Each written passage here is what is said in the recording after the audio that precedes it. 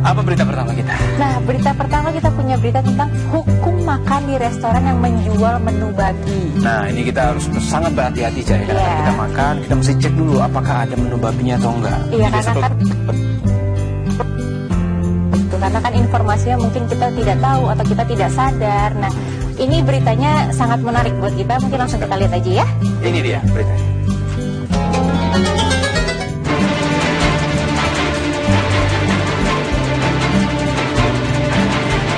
Hukum makan di restoran yang menjual menu babi.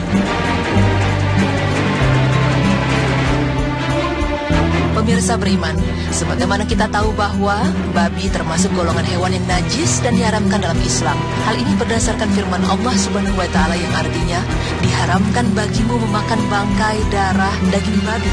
Quran surah Al-Maidah ayat 3. Mengetahui haramnya babi untuk dikonsumsi, tentunya kita sebagai umat muslim merasa was-was dan juga berhati-hati terhadap makanan yang kita makan di restoran. Namun bagaimana jika dalam restoran tersebut menjual menu yang halal seperti sayuran dan ayam, dan kita ingin mencicipi menu halal yang dijual di restoran yang juga menjual menu babi?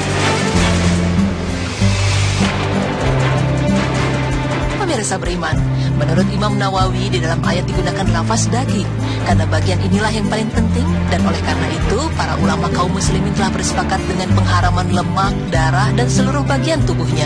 Dr. Wahbah memasukkan daging babi ke dalam kelompok najis yang disepakati seluruh mazhab. Walaupun babi disembelih sesuai dengan syariat Islam, ia tetap saja haram karena nas Al-Quran menunjukkan bahwa babi adalah najis ain atau najis karena zatnya. Oleh karena itu daging dan seluruh bagian tubuhnya berupa bulu, tulang, dan kulitnya tetaplah najis walaupun sudah disamak. Terkait dengan alat-alat yang digunakan untuk memasak atau alat-alat makan yang tersentuh oleh najis babi, terdapat perbedaan pendapat di kalangan para ulama tentang cara mensucikannya.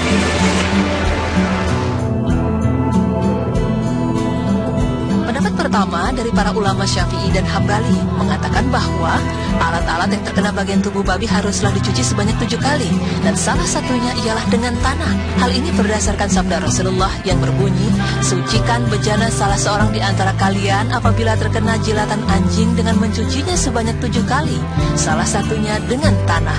Dalam riwayat lain dikatakan bahwa permulaannya dengan tanah, dan dalam riwayat yang lainnya campurkan pada kali ke-8 dengan tanah. Para ulama Syafi'i dan Hambali beranggapan bahwa babi disertakan sama dengan anjing karena keadaan babi lebih buruk dari anjing, dan berdasarkan firman Allah atau daging babi sesungguhnya ia adalah rij atau najis.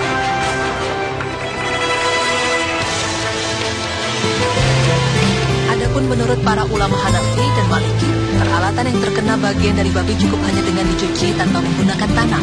Alasan mereka ialah karena riwayat-riwayat menyebutkan dengan tanah ialah mudah tarik atau simpang siur. Ada yang mengatakan tanmah digunakan saat pertama mencuci, ada yang mengatakan ketiga, ketujuh, dan pada riwayat lain disebutkan pada pencucian ke-8 baru mencampur dengan tanah. Dengan demikian, apabila juru masak atau tukang cuci restoran tersebut telah mencuci alat-alat masaknya, dan juga telah mengelap alat masak juga peralatannya dengan bersih, maka kita boleh saja makan di restoran tersebut. Namun yang perlu diperhatikan ialah makanan kita halal, tidak tercampur menu babi, dan tempat memasaknya terpisah dari tempat dimasaknya babi.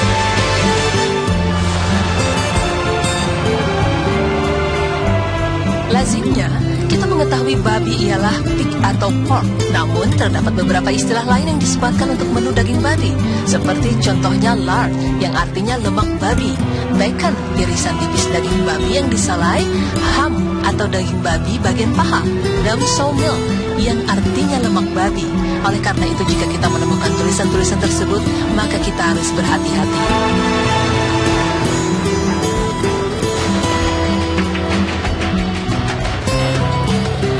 Pemirsa beriman, boleh saja kita makan di restoran yang menjual menu daging babi, asalkan tidak ada unsur babi tercampur di dalamnya, dan alat-alat masaknya telah dicuci secara bersih dan dikeringkan.